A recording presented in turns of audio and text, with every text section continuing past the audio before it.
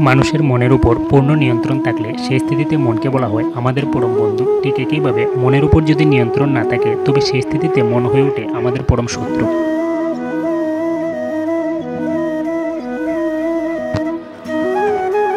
সর্বদা মনে রাখবে, জীবন যত কঠিন পরিস্থিতির মধ্যে দিয়ে যাবে তোমার ব্যক্তিত্ব ততই প্রখর হবে।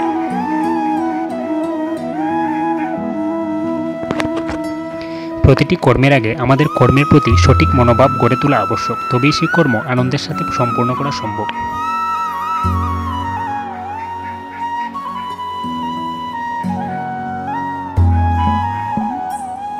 সততার সাথে কর্ম করতে জীবনে বহু বাধা বিপত্তির সম্মুখীন হতে হবে। ধৈর্য থাকলে অবশেষে গর্বের সাথে জয় তোমারই হবে।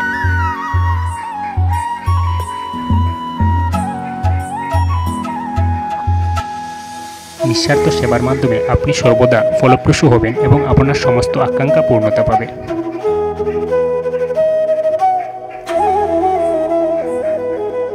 একজন জ্ঞানী ব্যক্তির পরিচয় নিজের শত্রুর থেকে ঘৃণার বদলে তাকে ভালোবাসা ফিরিয়ে দেন।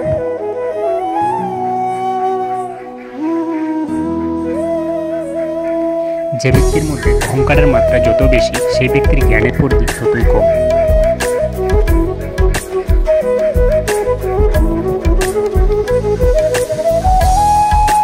একজন বুদ্ধিমান ব্যক্তি যে কোনো সমস্যার সমাধান করতে পারেন, ঠিক তেমনি জ্ঞানী ব্যক্তির সমস্যাকে পূর্ণতা এড়িয়ে যেতে সক্ষম।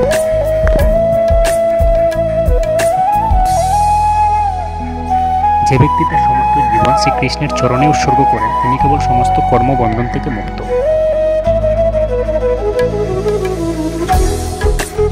যতক্ষণ না আমরা আমাদের কষ্ট থেকে শিক্ষা না গ্রহণ করছি, কষ্টের পথ কখনো শেষ হবে না।